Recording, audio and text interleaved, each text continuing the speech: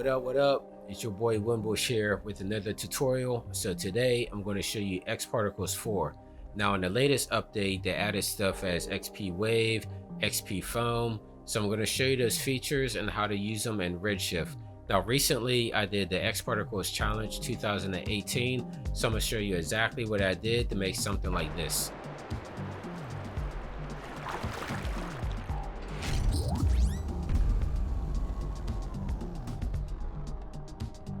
Get started, I'm just going to use the scene that I already have pre-built. I have this Glacier X, I have some glaciers in the background that I built with mega scans, and if I zoom out here we can see I have a cube that's going to be used as our container. Now we want to see what we're working on, and so I'm going to click on cube, go to tags, Cinema 4D tags, display, and then down here I'm going to click check mark to use. And for our shading mode, I want to go on the lines. Now it makes our box invisible and we can see exactly what we're working on. Now to get started in XParticles, I want to go up to the top here, click XParticles, and go to XP System. Now doing this, I have everything organized here on my right hand side in my hierarchy window, and I don't have to go searching for stuff in this top menu anymore. Everything's here. And it gives us our XPEmitter right off the bat. I just want to make sure that everything is zeroed out here in our stack. It is. Okay, so I'm gonna click on XPEmitter. I'm gonna move this out towards the center a little bit, and I want this to be emitting in a box because I just want to have the box fill our container here. So I'm going to go down to object, and actually to make this easier for you guys to see, I'm gonna go to window, attribute manager, and I'm just gonna have a window here in the middle so you guys can see exactly what I'm working on. So I'm gonna click on XPEmitter, and then in my object, instead of a rectangle, I want to have a box.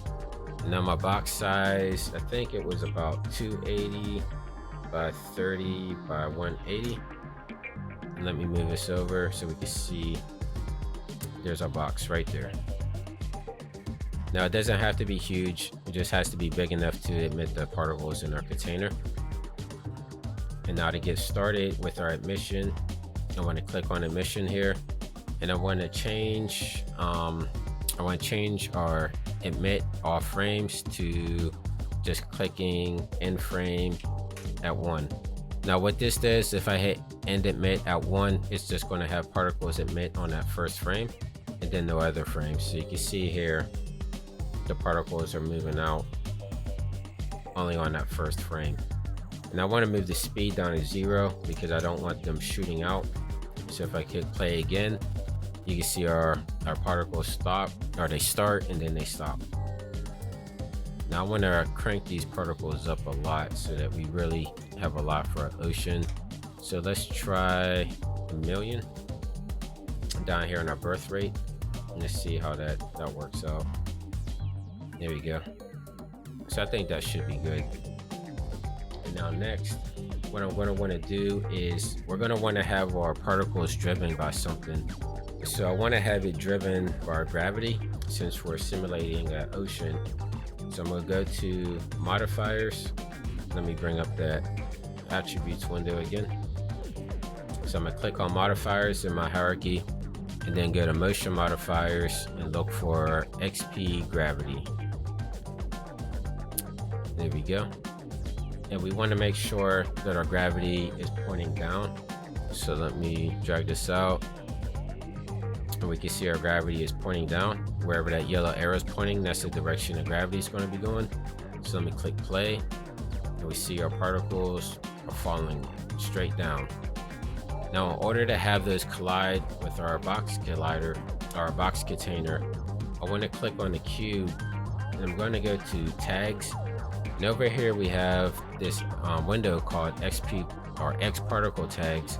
So we want to go to XP collider, and now this should make everything collide with our box. And if we hit play, we see that it doesn't. And there's a reason for that, and that's because if I go to, let me see, let me bring up my attributes again.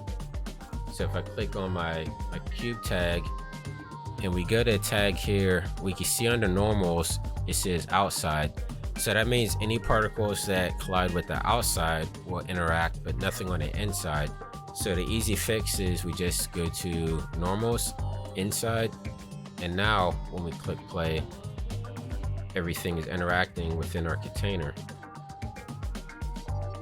And I'm not going to want any bounce, so I'm going to turn my bounce all the way down to 0. And that way when it hits, boom, it sits still. Now as you can see, that's not really acting like an ocean. And so that's where this comes in. When we go up to dynamics and we go down to our dynamic objects, choose dynamics, and we want to go to XP Fluid FX. Now when I click play, we can see our particles are starting to act a little bit more ocean-like. Let me extend this scene out, let's say 1500 frames, just so we can have our playback play a little bit more. So we click play again. And now we can see our particles, they're acting like water. Now I'd like to go and I'd like to change it. That green is a little bit ugly. It doesn't really simulate our ocean. And so in order to see how the particles are interacting with each other in our objects, I'll go over to XPEmitter. I'm going to change how they look. So let me see, bring up the attributes window again, XPEmitter, and I want to go to display. Now in display, under particles display, I like to change our dots to boxes. They're a little bit easier to see. And then for our color mode, I'm going to change it to gradient parameter. Now right off the bat, it's going to give us water parameters, and the dark blue is going to be the subtle particles, and the white are going to be the fast moving ones, and then you have the in-betweens. And I want these gradient to be driven by the speed in which everything is moving. So I go to gradient parameter, click on speed, and now when I play back, it looks a little bit more ocean-like. And right off the bat, you can see it's making it move exactly how an ocean would move.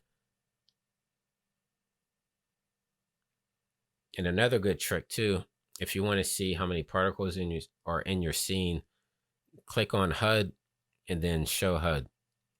And now you can see how many live particles you have in your scene here. So that's just another little tip there that I like to use. And so for this part here, every time we want to add stuff like waves and foam, and we start from 0, it's going to keep doing that. Like the particles are going to explode. So what we want to do is just let the simulation run and settle in place. We want our particles to pretty much not be moving. And right now I'm going to let our particle simulation play out, and then I'm going to re-pick up whenever I show you the next step here. We're back. You see I let my simulation play out to around 1098. If we look in our side view, you can see our particles are completely flat, and that's exactly how we want our simulation to start every time. So to be able to have it start in this state, we want to go over to our XPEmitter, and again, I'm going to bring up my attributes manager so you guys can see this better. So I'm going to click on my XPEmitter, go over to, I believe it's object, and then initial state. Now we want to click set state, and that's basically telling XParticles that every time we load, we want to load this exact scene here. So let me close this out, and I'm going to go down and start back at the beginning, hit play. Actually, before I do that, I'm going to click on XPEmitter and go to object, emission, sorry. And where it says end emit, I want to click on 0 because I don't want it to emit any more frames. Now I'm going to start over, and you see our ocean is exactly how we want it. It's just, it's just fluid and still. So now we can add stuff such as wave. So I'll go up to my dynamics, cut on to dynamic objects, and click on xpWave. And right off the bat, you see we have this wave gradient thing come above our ocean. If I click play, you can see that's how our ocean is going to be moving.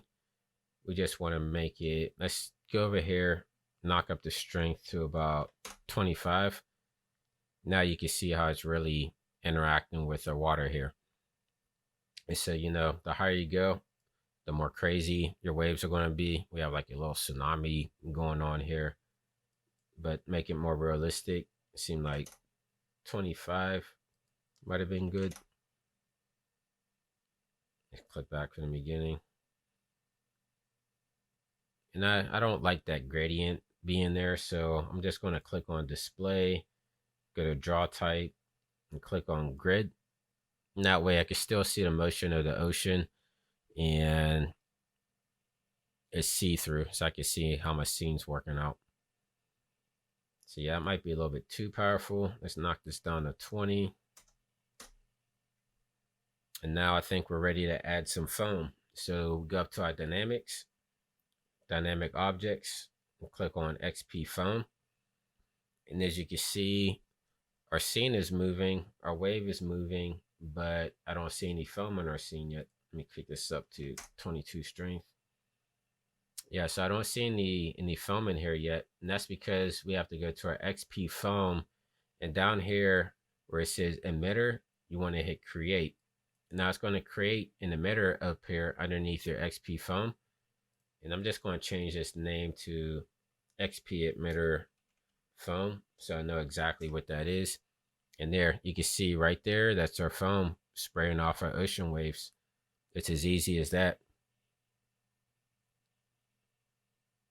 So yeah, this simulation is looking a little bit crazy, but you can see our foam on top of our water here. It's not colliding with the X and the icebergs back here. That's because we need to add collider tags to those. So over in my hierarchy window, I'm going to click on all my objects, go to tags, xParticle tags, and XP collider. And now everything will interact with our rocks and everything.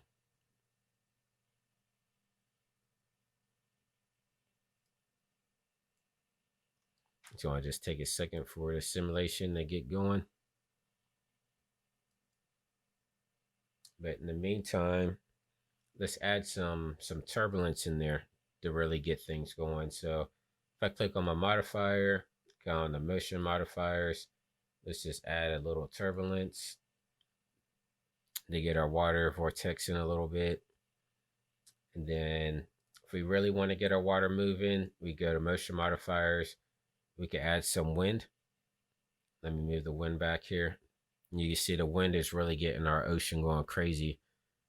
So I'm just going to knock this down to about 25-ish. It looks like it's moving everything over to our crest. Let me see how it looks in our camera. Yeah, so in our camera, it looks good here. And it's giving us exactly what we want. We want our waves to be colliding with the rocks and adding our little ocean foam down here.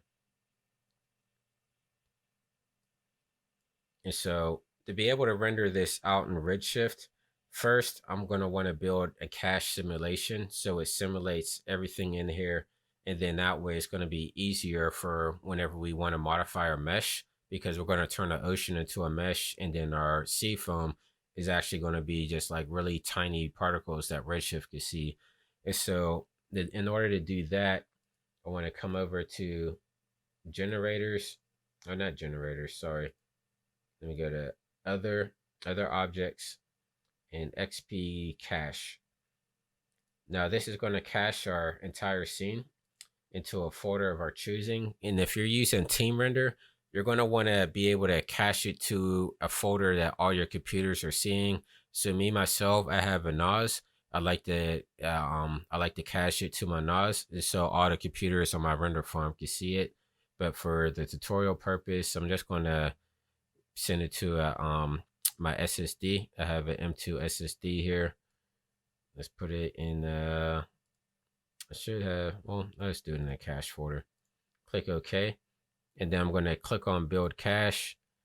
Since this is 1500 frames, it's going to take a couple of minutes here. As you can see, it usually runs pretty fast, but I'm gonna pause the video and then come back whenever it's done. Okay, as you can see, if you look here on the right hand side under XP cache, you see it's red, and that means that it's finished building the cache. Now, if I run through my timeline here, you can see we have all smooth playback. And you can see our foam here. You can see our waves coming up and crashing into our rocks here. This is exactly what we wanted. And now next, we want to turn this into a mesh so that we can render out into Redshift. So if we go over to my Redshift render view and click play, you can actually see here, we don't see anything in our scene. Now, if you remember our cube, we have this display tag here. And if we click on our display tag, oh, I got to give this a second, prepare the scene. Okay, here we go. So if you click on our display tag, you want to come down to visibility and turn that on. And now instead of 100, turn it down to 0. And now our box is transparent. And we can see our scene here, but we don't see our water or anything. And that's because we need to turn it into a mesh. And so to get started with that, actually, let's do our foam first. So remember, we have our emitter here for foam. If I go to tags and go to Redshift tag, Redshift object, in our particles tab, we have a mode here and it says disabled. Now we could do point instances, we could do spheres, we could do quads. You could add custom objects, which is like if you wanted to add a cube and then you drag that into here, that's what these particles are going to represent. So let's click on point instance and see what that looks like. So it's extracting our geometry. It's just going to take a second to load everything up here.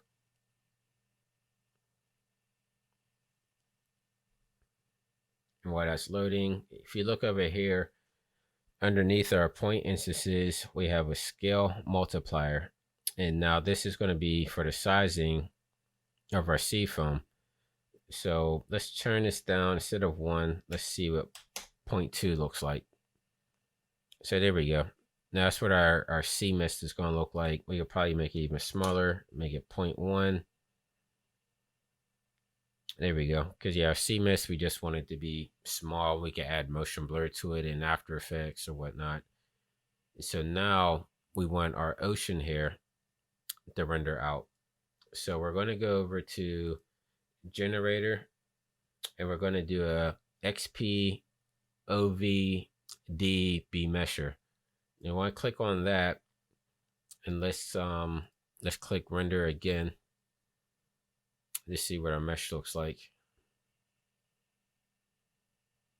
It's going to take a second to extract the geometry. It's preparing the scene. And nothing. And that's because we need to tell it which emitter to the mesh here. So I'm going to go click on my XPEmitter, drag that down here to sources. Now it turned our waves into a mesh here. If I close this out and play it back, you can see our mesh playing. It looks like giant blobs. You can change that by going over to filters, click on use filters, and automatically you can see it's starting to smooth out a little bit. So you can go to filters here. You can add a Gaussian, you can add a curvature. Click on the camera down here and it kind of goes through an explanation. xpEmitter put out videos for each one of their attributes here. So like if you click on emitter, you'll see a camera here. Anything you click on, you'll see a camera. You just click on that, and the great guys at xpEmitter, they explain a video kind of telling what those do. So I definitely recommend clicking on there and checking that stuff out. But I'm just going to go with the basic medium, and I'm going to change my, let me see, I guess I could keep it at 1, the width of 1, and I'm just going to go to my general here, And I'm gonna actually change these settings out. So for my voxel size editor, I want to change this down to 3. There we go. You can see it smoothed out a little bit there. And then for my half, I want to get on to 2. Let me move it down to a different. You just have to play with these sizes to see what fits best for your scene. Let me change my point radius. Let's get on to 2. See what that looks like. See if we see our mesh getting a little bit more dense and fine, but it's still kind of meshing out there. Let me see. And that's where these filters will kind of play into smoothing that stuff out. So if I change my iteration here, you know, it's making it smooth. Let's take it up to 5. Yeah, so now it's smooth. It's going to take a little bit longer to react, but there we go. And that's how you turn your ocean into a mesh. And I could just add, you know, just a simple material here. I'm gonna go to Redshift materials. Let me just, if you go over here, you can see in custom preset, they actually have water preset here. It's not going to look right. You have to change a couple of things to it. I could do that in another tutorial because that's a whole nother thing in itself. But for this one, I'm just going to do plastic just so we can kind of see our reflections and stuff. Let's change a blue. And this is by no means going to look like our final ocean, but this just gives you an idea of what it could look like. So I went to my render view, click play, wait for this to extract, and let's see how everything looks. Just preparing our scene, materials, and there we go. So that's how you add materials to Redshift and XParticles. We have our foam up here, and yeah, we can scroll through our scene. But that's basically how we do it. And so take the knowledge that I just shared with you. Hopefully you guys can expand on it, make some cool stuff of your own. If you like this tutorial, please leave a comment and please subscribe to my channel. If you have any questions, leave me a comment. I'll try to answer them. If it's something that needs another tutorial, I'll definitely do another video for you guys. And then also to show you guys how I made the ocean texture, I'm going to do another video on that anyways. So make sure you stay tuned for that. And as always, thank you guys for watching, and I'll see you next time.